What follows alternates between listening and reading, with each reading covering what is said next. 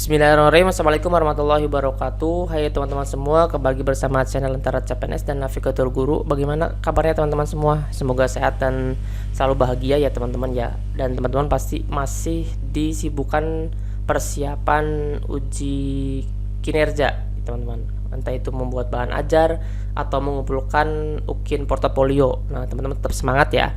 Dan coba setiap harinya diselingi teman-teman baca soal-soal UP juga supaya tidak tertinggal juga, oke?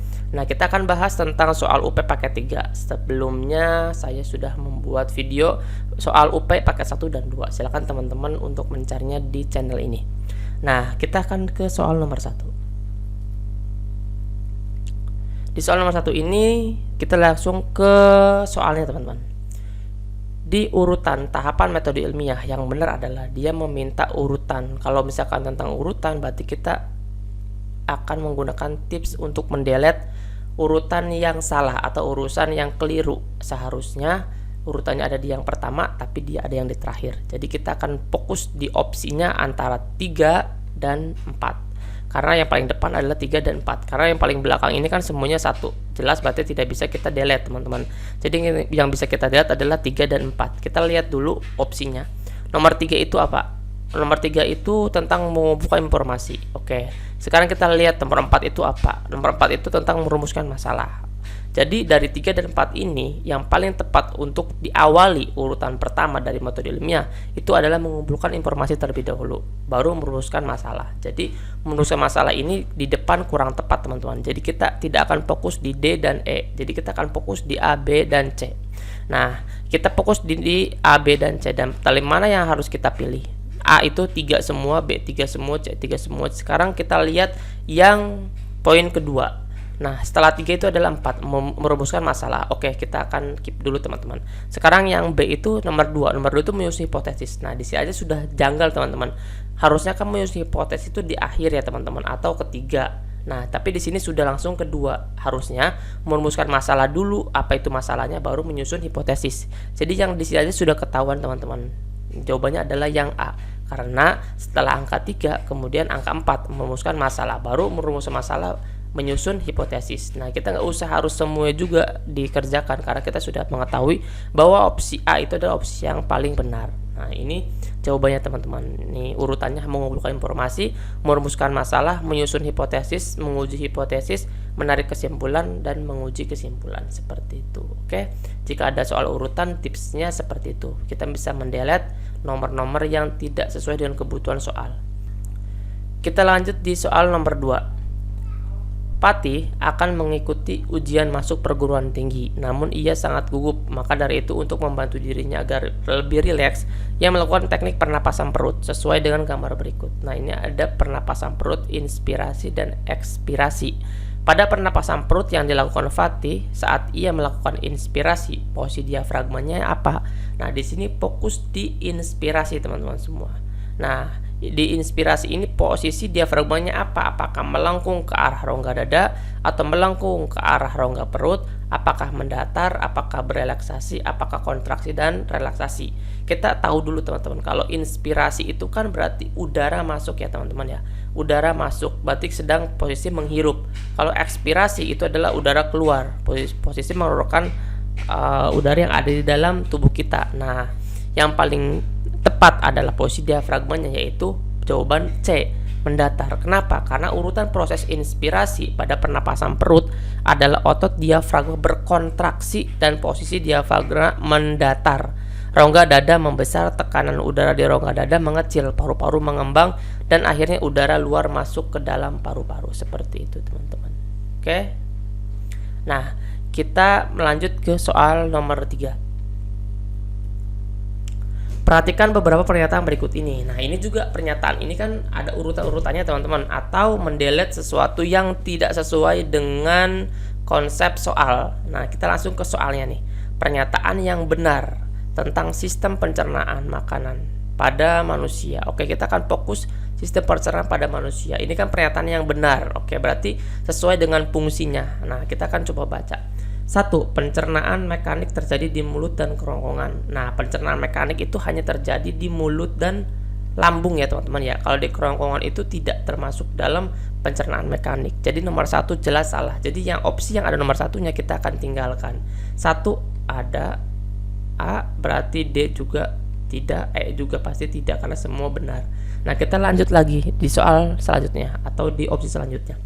2. Asam lambung mengaktifkan pepsinogen menjadi pepsin terjadi di lambung. Iya betul ini. Sekarang kita fokus yang ada angka 2-nya. Angka 2 hanya ada B. Kita lanjut di soal nomor 3. Di opsi ketiga. Di pankreas, lipase mengubah lemak menjadi asam lemak. Apakah benar atau tidak? Oke. Nah, kemudian 4. Penyerapan makanan umum terjadi dalam usus halus, jejunum, dan ileum. Karena kalau penyerapan makanan umumnya terjadi pada usus, ini benar. Usus halus, tapi di sini adalah bukan jejunum tapi ileum. Oke, teman-teman. Jadi yang ada yang angka 4-nya berarti dia salah. Kalaupun nomor 3 di pankreas adalah lipase mengubah lemak menjadi asam lemak, itu benar, tapi karena ada satu pernyataan yang salah berarti dia ikutan salah. Oke, jadi nomor C ini, opsi C ini jelas salah. Jadi jawabannya nomor 3 ini adalah yang B. Seperti itu. Walaupun nomor 3 ini benar teman-teman, tapi karena ada pernyataan nomor 4 salah, jadi salah semua kesininya. Seperti itu. Nah, ini jawabannya teman-teman. Silakan teman-teman bisa disimak lagi.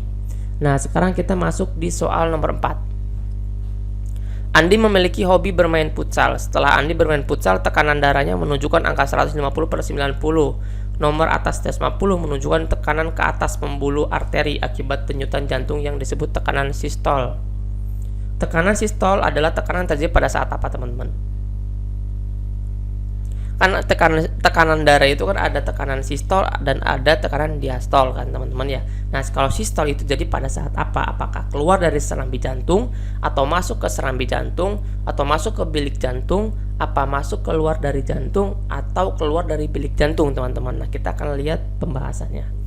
Jawabannya benar adalah jawaban yang E. Tapi kenapa jawaban E ini benar teman-teman? Kita bisa baca di bawahnya. Sistol adalah tekanan darah pada saat jantung memompa darah ke dalam pembuluh nadi saat jantung mengkerut. Nah, sedangkan diastol adalah tekanan darah pada saat jantung mengembang atau menyedot darah kembali atau pembuluh nadi mengempis kosong. Jadi yang paling tepat jawabannya adalah keluar dari bilik jantung karena dia memompa darah ke dalam pembuluh nadi. Seperti itu teman-teman. Dilanjutkan di soal nomor 5. Pada pernapasan dada, proses inspirasi. Nah, ini inspirasi teman-teman. Terjadi bila otot antar tulang rusuk luar berkontraksi. Tulang rusuk terangkat, kemudian volume rongga dada membesar. Adapun tulang-tulang yang menyusun rongga dada yaitu apa? Nah, di sini teman-teman yang sering tertukar. Di sini teranya bukan proses inspirasinya, tapi yang akan digarisbawahi adalah tulang-tulang menyusun rongga dada. Jadi teman-teman harus paham penyusun rongga dada itu ada apa saja. Nah, kenapa ada tulang rusuk di sini benar semua? Karena tulang rusuk kan melekat di salah satu tulang penyusun rongga dada, teman-teman. Nah, kita akan coba lihat opsi A sampai dengan opsi D, teman-teman. Nah, opsi A itu adalah tulang rusuk. Oke, benar. Sedangkan yang keduanya adalah tulang baji. Nah, tulang baji ini kan tidak ada di penyusun rongga dada, tapi tulang baji ini ada di kepala. Jadi opsi A ini jelas salah. Kemudian yang B, tulang rusuk, tulang hulu, tulang pelipis. Nah, tulang pelipis ini kan bukan ada di rongga dada, teman-teman. Oke, ini ada di kepala, teman-teman ya. Jadi B itu salah. Selanjutnya kita ke C, tulang rusuk, tulang hulu, tulang badan, dan tulang tajuk pedang. Nah, jawabannya adalah yang C. Tapi kita coba lihat dulu opsi D dan opsi E. Opsi D, tulang rusuk, tulang selangka. Nah, ini udah salah. Kemudian E, tulang rusuk, tulang hulu, tulang badan, dan tulang metakarpal. Ini salah. Nah, yang paling tepat adalah yang C. Tapi teman-teman harus paham dulu di mana letak tulang-tulang tersebut. Nah, di sini ada gambarnya teman-teman. Kepala tulang dada ini biasanya disebutnya dengan tulang hulu yang ada di atas. Ini tulang hulu. Kemudian di tengah adalah tulang dada. Nah, ini. Nah, kemudian yang terakhir adalah tulang tajuk pedang. Biasanya di dalam soal itu disebutkannya namanya yang nama-nama anatominya teman-teman, seperti manubrium, kemudian sternum dan lain sebagainya. Jadi teman-teman juga harus paham nama-nama istilah manubriumnya teman-teman. Nah, itu termasuk ke dalam anatomi tubuh atau tulang penyusun rongga dada yang teman-teman harus hafal. Biasanya sih keluar tentang rongga dada seperti ini. Ini dari beberapa informasi dari teman-teman yang sudah pernah UP di tahun sebelumnya. Oke. Nah, silakan kita ke soal nomor 6. Berbagai bentuk pelanggaran HAM pernah terjadi di Indonesia. Pelanggaran HAM bisa berbentuk pelanggaran HAM berat atau ringan. Peristiwa penghinaan terhadap kepala negara karena terprovokasi termasuk ke dalam pelanggaran HAM apa? Nah, kita akan coba bahas ya teman-teman. Nah, ini tentang HAM kita akan bahas di jawaban yang paling tepat. Nah, kalau misalkan pelanggaran HAM pada saat penghinaan terhadap kepala negara itu termasuk dengan pelanggaran HAM ringan. Kenapa HAM ringan? Pelanggaran HAM berat dan HAM ringan ya teman-teman. Pelanggaran HAM berat yaitu seperti pembunuhan, perbudakan, penganiayaan, hingga catat, apartheid, dan genosida. Sementara pelanggaran HAM ringan ini seperti pencurian, pencemaran nama baik, pengancaman, penghinaan, hingga menghalangi orang untuk mengekspresikan pendapatnya. Di sini ada bahasanya tentang penghinaan. Ini juga ada penghinaan. Jadi dasar HAM-nya itu adalah klasifikasi adalah HAM ringan teman-teman. Oke. Nah, kita akan bahas juga nih teman-teman yang sering keluar itu adalah genosida. Biasanya di genosida ini adalah salah satu bentuk kejahatan dengan memusnahkan kelompok masyarakat tertentu. Sedangkan apartheid itu adalah sistem pemisahan ras, agama, dan kepercayaan. Ini berbeda genosida dan apartheid. Nah, teman-teman juga harus paham antara perbedaan ini. Nah, kemudian jawaban yang paling tepat adalah jawaban yang E, ringan, karena tidak menghilangkan nyawa orang lain. Biasanya kan di sini hanya sampai penghinaan teman-teman, bukan pembunuhan. Oke, dari sini sudah paham ya teman-teman ya. Nah, kita masuk ke soal nomor 7. Pemajuan HAM di Indonesia dilakukan dengan berbagai upaya di bidang hukum, lembaga negara, dan lembaga swadaya masyarakat yang bukan merupakan upaya Komnas HAM dalam memajukan HAM. Berarti yang bukan berarti ini kecuali ya teman-teman. Melakukan penuntutan hukum kepada pelanggar HAM. Nah, ini bukan tugas dari seorang Komnas HAM atau tugasnya Komnas HAM sendiri. Nah, ini melakukan penuntutan hukum kepada pelanggar HAM itu bukan. Nah, berarti jawabannya jelas yang A. Tapi kita akan coba lihat dulu di di opsi B, C, D, dan E. Nah, di opsi B melakukan upaya perdamaian pada keduanya, jelas karena Komnas HAM itu kan salah satunya kan tentang perdamaian. Kemudian supaya tidak berlanjut lebih jauh lagi seperti itu. Nah, hak asasi manusia kepada pemerintah dan DPR untuk ditindaklanjuti. Ya, betul sekali. Menyelesaikan masalah secara konsultasi maupun negosiasi, betul sesuai dengan ciri daripada tugas Komnas HAM. Kemudian memberi saran kepada pihak yang bermasalah untuk menyelesaikan sengketa di pengadilan, itu juga benar. Nih teman-teman jawaban dan pembahasannya. Komnas HAM adalah lembaga mandiri yang kedudukannya setingkat dengan lembaga negara lainnya yang berfungsi melaksanakan pengkajian, penelitian, penyuluhan, pemantauan, dan mediasi hak asasi manusia. Hal ini disebutkan di pasal 1 Undang-Undang Nomor 39 Tahun 1999 tentang hak asasi manusia. Jadi di sini ada pengkajian, ada mediasi. B, C, D, dan E ini termasuk ke dalam ciri-ciri dari Komnas HAM. Jadi yang tidak termasuk ke dalam ciri-ciri Komnas HAM itu adalah opsi A, teman-teman. Oke. Lanjut di soal nomor 8. Fanatisme daerah yang terkontrol merupakan salah satu contoh hambatan yang timbul dalam inovasi pendidikan pada bidang apa? Apakah kultur blok atau mental blok beris atau sosial blok atau sistem blok atau sosial sistem? Teman-teman, kita belajar tentang 3 hal, yaitu kultur blok, mental blok, beris, dan sosial blok. Yang D dan E ini adalah distraktornya teman-teman. Nah, kita akan coba bahas satu persatu. Jawaban yang tepat adalah jawaban C. Tapi kita akan coba dulu lihat opsi culture block, mental block, dan social block. Yang pertama adalah tentang mental block, teman-teman. Di mental block beris ini yaitu hambatan yang lebih disebabkan oleh sikap mental. Jadi mental block ini berkaitan dengan mental seseorang. Nah, kemudian yang kedua itu hambatan yang sifatnya culture block, teman-teman, atau hambatan budaya. Nah, di sini hambatan yang sifatnya culture block itu hambatan budaya seperti yang terjadi antar gesekan budaya dengan budaya yang lainnya seperti itu. Nah, kalau ketiga itu hambatan sosial blok. Kalau sosial blok, hambatan sosial itu hambatan inovasi sebagai akibat dari faktor sosial dan peranata masyarakat sekitar. Seperti itu teman-teman semua. Jadi yang paling tepat adalah jawaban yang C. Kita lanjutkan di soal nomor 9. Di soal nomor 9 ini adalah anggapan seseorang berdasarkan pengalaman pribadi atau pengkategorian yang ada dalam masyarakat menyebabkan timbulnya permasalahan masyarakat multikultur, yaitu A. etnosentris, B. rasisme, C. diskriminasi, D. stereotip ya, dan E. prasangka.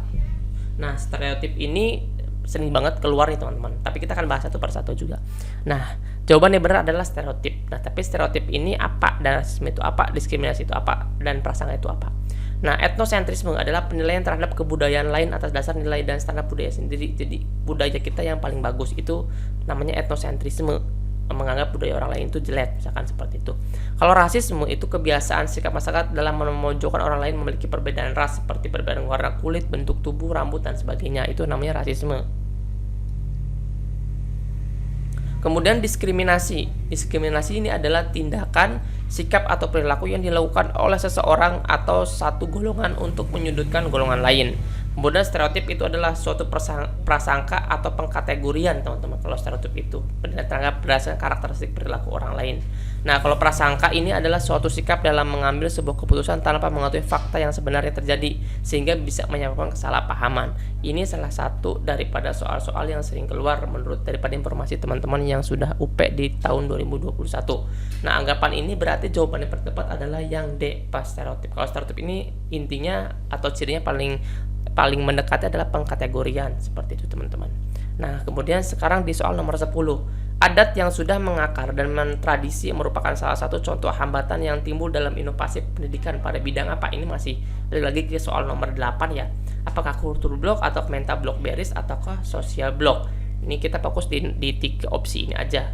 Teman-teman, menurut teman-teman apa nih? Karena ini menyangkut tentang mentradisi. Kalau tradisi itu apa berarti? Ya, benar sekali. Kalau tradisi itu adalah kultur blok, teman-teman semua. Nah, jawabannya adalah yang A. Kalau A itu lebih kepada hambatan budaya atau tradisi yang ada di sekitar, seperti itu teman-teman. Oke, teman-teman tetap semangat, mudah-mudahan diberikan kemudahan dan semua lulus PPG dalam jabatan tahun 2022 ini. Nantikan soal-soal selanjutnya dan support kami dengan subscribe, like dan share. Terima kasih. Assalamualaikum warahmatullahi wabarakatuh.